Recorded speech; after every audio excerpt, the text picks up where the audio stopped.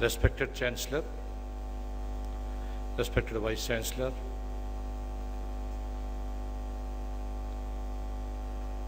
respected T.N.R. Rao Garu, Chairman of Emirates AIRS, Ms. Sanjay Kaur, Ms. Utpal Ghosh, and dignitaries on the dais,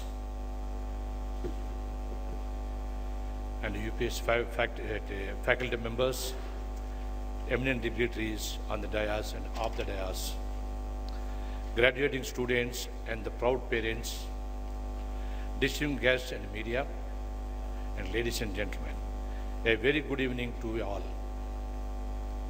I am truly honored to be the chief guest on the occasion of the 12th Convocation of our prestigious University of Petroleum and Energy Studies, a one of its kind, the only institute in the country which can be truly commensurate as a national builders university. UPES' progressive vision of creating specialized professionals in the core sectors that can contribute in the economic growth of the country is highly admirable. Today, with the rapid development of the country, especially in core sectors like infrastructure, transportation, aviation, our nation needs enormous skilled manpower to sustain the growth. And I am so glad to note that UPES is the first Indian institution to offer 76 specialized programs across oil, gas, and power, transportation, infrastructure, and logistics and supply chain sectors. UPES, in true sense, is providing the fuel to the economic engine of our country. Dear students, today is your day, and a very special one indeed for you and your dear ones. I'm truly happy to be with you to share your joy and excitement. As you cross this important milestone in your life and embark on your professional journey, I am sure all of you will contribute significantly in bringing the economic prosperity to our beloved country. Today, India is all set to become a global superpower, triggered by the advent of this new, strong and progressive government with a very decisive leader with the only mandate of development, thus kick-starting growth, creating millions of jobs and spreading prosperity. As per recent McKinsey report, the path of inclusive reforms envisages investment stimulation, job creation, farm productivity, and drastic improvement in delivery of basic services to the bottom of the pyramid. This would allow India to achieve an average GDP growth rate of around 8% by year 2022, which will eventually lift 580 million people above the poverty line, thus leaving only 1% of the population below the poverty line by year 2022, virtually eliminating extreme poverty in less than a decade. This will be a profound and historic step forward in India's economic and human development. This bright future of our country will be boosted by the strong fundamentals, abundance of natural resources, a favorable demographics, and resilient economic structure of the nation. Our economy over the years has moved from agro-based to knowledge-driven. With the great pride, I can say that no multinational company can afford to be absent from India because of its enormous intellectual manpower. At the same time, India enjoys the huge demographic dividend with the 50% of its population being under 30 years of age. It is estimated that India will account for 25% of the global workforce by 2020, which essentially means every 1 out of 4 people on this planet will be an Indian. This will create a vast pool of consumers and human capital which will eventually drive growth. Therefore, my dear friends, India is a perfect place for be it your professional or entrepreneurial journey. What could be the better time than this? I think this is a perfect time for you all. Let me tell you, India is the future not only for Indians, but for the entire world, and there is no second thought about it. In fact, the whole world has started taking cognizance of the Indian leadership and Indian corporates. Indian companies are buying foreign companies and turning them around into profitable ventures, the classic examples of which is Jaguar and Chorus. Indian management the case studies in the leading business schools across the globe. With all this, gravity of the world is shifting from west to east.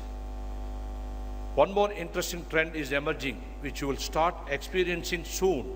That is the creation of a new economic bloc involving India, Pakistan, Bangladesh, Nepal, Sri Lanka, Middle East, and North Africa in the initial phase. This has just been started, Sri Modi ji inviting all the SAARC countries for a swearing-in ceremony. In the next phase, Turkey, Indonesia, and Myanmar will emerge, thus causing the geopolitical rebalance. During the next 1 year or so, most of the countries are witnessing the elections like Indonesia in coming July and Turkey next year. With this, we'll witness the new era of emerging leaders with very different dynamics of geopolitics. These new leaders of emerging countries will further add fuel to the geopolitical rebalance and will expedite the already shifting center of the world towards east, and we all will become the focus of the world. And on top of all this, I mentioned earlier now, we have got Sri Narendra Modi ji as our new Prime Minister, who has got a just 2-point agenda, development and governance. Yesterday only, he has released a top 10 points policy agenda seeking to unblock an investment logjam and setting a deadline for action in order to revive the economy. Not only this, he has also told his cabinet ministers to prepare a roadmap for the first 100 days of the respective ministers, outlining priority areas and resolving critical issues of concern, education, health, water, infrastructure, and so on. Implementing among the others are his key priorities. All this will further create great opportunities as entrepreneurs and as professionals for today's young generation of this country like you all. Therefore, my dear friends, all of you have enough reason to be proud of your roots, rise up and dominate this world. However, to dominate this world, what required are self-belief, right attitude, and values which will eventually define the success in our life journey ahead. Swami Vivekananda said, "To me, one who does not believe in himself is an atheist." Unwavering self-beliefs in a person is a must. Ordinary people, when they hold on extraordinary beliefs, become extraordinary people. Rich people are rich because they believe they deserve to be rich. And the poor are poor because they don't believe they can be rich. Our lives are manifestation of our beliefs. Whatever we will believe, abundance or scarcity will happen in our lives. My dear friends, your beliefs will define your success. It is well proven that all successful people are not always the first rankers or academically brilliant people. Some of the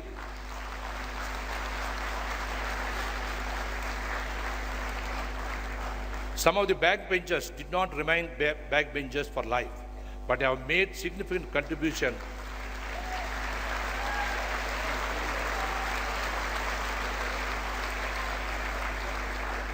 I repeat, some of the backbenchers did not remain backbenchers for life, but have made significant contribution to society in all the arenas of life. Whether it is a school dropout, Bill Gates or Steve Jobs, or Dhirubhai Ambani working in the petrol pump, or 10th standard failure Sachin Tendulkar, or tea seller Lionel Messi, Abraham Lincoln who stitched the shoes at his childhood days, or Rajinikanth, a bus conductor. The list is endless.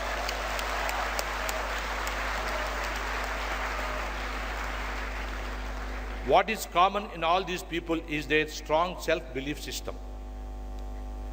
Next is attitude. My dear friends, let me tell you that it is the right attitude what matters.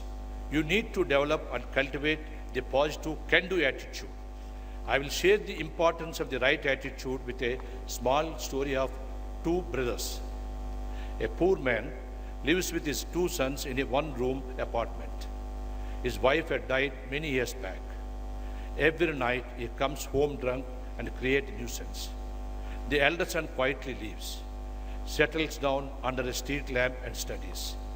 The younger son also leaves and does not return the whole night. this becomes an everyday routine. With the passage of the time, the two boys grow up. One day, the elder son is given the Best Citizen of the Town award. On the same day, his younger brother is caught stealing and put him in a jail. Media asked the younger son, "What made you like this?" He replies, "My father was a drunkard. I had lost my mother at very young age. No one is there to take care of me, and I lost my way. My father is responsible for my failure." Same media asked the elder son, "What made you successful?" He replies, "The secret of my success is my father.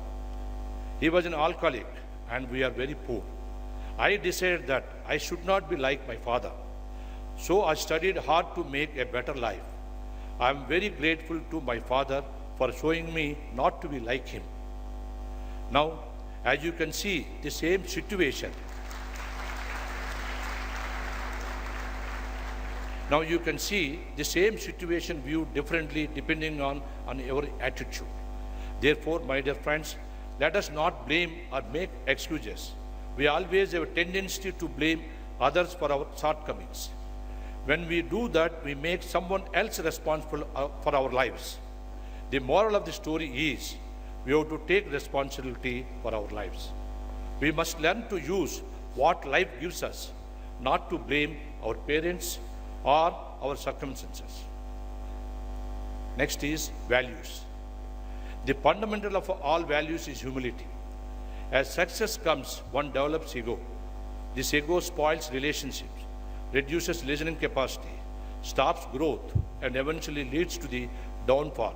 Hence, humility is the bedrock of all values. Once you develop the nurture humility, it will open you for learning all the time from everyone and everything. It will help in developing excellent relationship, will help in team building, will assist in developing trust and confidence among the stakeholders. Humility will eventually keep you down to the earth close to your roots. With the strong beliefs, right attitude, values, and sound education, I'm sure you will be able to sail through your life journey with a flying colors. However, in order to achieve growth, to move from one stage to another higher stage in your lives, my dear friends, you have to come out of your comfort zone and take risk for your growth. Let me tell you that you don't need a strong base or any background to achieve a success. You can start with a zero base and achieve whatever you want. There are numerous examples of the same. If you see the old successful entrepreneurs like Naramurthy Infosys, who relentlessly worked to create the biggest software company of India, or Dhirubhai Ambani, who kept moving from one business to another, leaving this comfort zone all the time. If you see the today's successful entrepreneurs like Panindra Sama of Redbus and Bansal of Flipkart, they were working in the multinational companies with a handsome compensation. However, they come out of their comfort zones, believing strongly in themselves, and create the whole new business models in their respective industries and are today highly successful. If you talk about the professional leaders, there are numerous Indian leaders heading the large multinationals like Satya Nadella of Microsoft, Indra Nooyi of Pepsi, Anshu Jain of Dutch Bank, Ajit Jain of Berkshire Hathaway, like that, and many more. All these leaders have never been in their comfort zones. If you talk about the political leaders, then who could be the better example than Sri Modi ji himself? He was the Gujarat Chief Minister, could have easily stayed there happily. However, he left his comfort zone, prepared a 3-year plan to become the Indian Prime Minister. My dear friends, whatever I'm saying is based on my life experience of last 4 decades. 40 years back, I started with zero base with just 3 lakh rupees in a remote village of Andhra Pradesh with a population of less than 5,000 people. My father is a very small trader in the village. Even for education, I had to fight with my father. You people see me as a very successful entrepreneur. However, my life has been full of adversities which throw up challenges all the time. I strived hard to do my best of overcoming the situation, turning them into opportunities. I could successfully sail through all the adversities because of my strong self-belief, positive attitude, and values. I started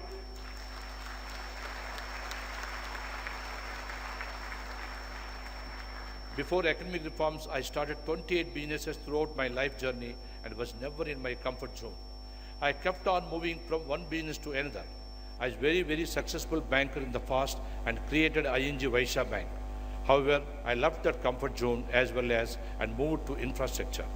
Otherwise, I would have always remained as a banker and would have never got this beautiful opportunity of creating national asset. Just to share with you, when we took over the management of Delhi Airport, we were very new to the northern part of the country.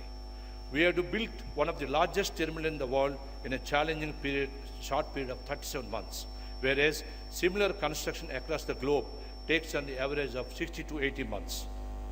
At the same time, we have to maintain highest quality standards with the lowest inconvenience to the passengers, using the state-of-the-art latest technology and keeping great service up.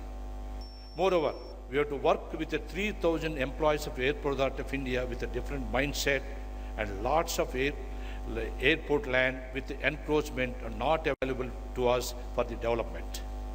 We worked and coordinated with the 58 different government agencies and departments simultaneously. We had to work with the 3 different partners, Airport Authority of India, Frankfurt of Germany, Malaysian airports. Hence, we had to demonstrate highest levels of governance and transparency. Overall, we had a very complex situation. However, we completed Terminal 3 successfully against all odds because of our positive attitude and values and beliefs. We were never complaining. We stuck to our attitude, successfully delivered the National Asset Terminal 3 of Delhi Airport well ahead of the time in just 37 months. This Delhi Airport, when we took over, as was ranked 101 globally and the 10th worst airport in the world. Today, it is ranked as the 2nd best airport in the category across the globe.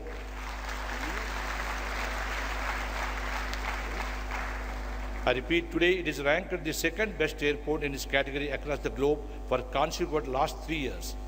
This has brought tremendous pride to our beloved country. See, the miracle will happen if we will have self-belief, right attitude, and strong values. These attributes only made us achieve the impossible. My dear friends, with so much of geopolitical changes, attention of the world getting shifted to east, and the globalization happening at its peak, the world is becoming increasingly interconnected, where the information sharing with any part of the world is happening at lightning fast speed. Today, the world we are living in is becoming increasingly volatile, complex, unpredictable. To add to it, in today's highly complex globalized environment, with cutthroat competition and high pressure from all the quarters, anxiety levels are going up rapidly. It is affecting work-life balance very badly. In order to sustain through such a stress and strain of life and have a sustainable growth, work-life balance is must. You read in the newspapers, successful executives dying of heart attack at very young age. You hear about very talented corporate executives suffering from depression. You also hear about fast-raging managers, CEOs addicted to alcohol. We are seeing many people chasing material success but spending all their savings in medical expenses after the age of 40. This is a terrible tragedy in our society today. Success at the cost of health is no success. If you have to lead a sustainable growth, you have to manage yourself first. And to manage yourself physically, emotionally, you need a spirituality and yoga, which is irrespective of any religion. Universities today are doing excellent job in imparting education for learning to earn. But they are not able to teach life's complexities such as work-life balances, how to live happily, and do a self-management. Any small unpleasant incident happens in life, they crash. Unfortunately, circumstances are controlling our emotions and behaviors. Spirituality and yoga help in coping with these challenges, provides a perfect harmony of body, mind and soul. It reduces stress, brings clarity of thoughts and greater focus in whatever you do. In conclusion, let me sum up that you must have strong self-beliefs, come out of your comfort zones to achieve growth, success in whatever you do. You must nurture core values in life and inculcate positive attitude without ever complaining about the situations. Eventually, to sustain this for long term, please have a work-life balance. However, let me caution you, please do not expect success all the time. There will certainly be failures and setbacks in our journey. You should have a right positive attitude towards your failures, learn from them. Please remember, success is a motivator, failure is a teacher. Also, please give back to the society because it is our fundamental duty to give back as we owe so much to the society where we live in. My dear graduates, what truly matters is how you evolve as successful human beings. If your means are value-based, the end is always heartening. All of you are the authors of your own destinies. Always remember that there are two important dates in your life. The day you were born, the day you find out why you were born. You are born not just for living, but for to make your mark in the world. On this very special day for you, dear students, I extend my hearty congratulations once again to each one of you and your families.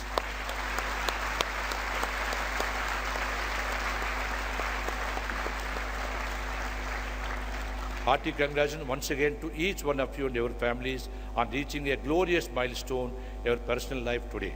I thank Chancellor, Vice Chancellor and management for inviting me to be part of this great convocation event. I am grateful to you all. Enjoy the evening. Thank you.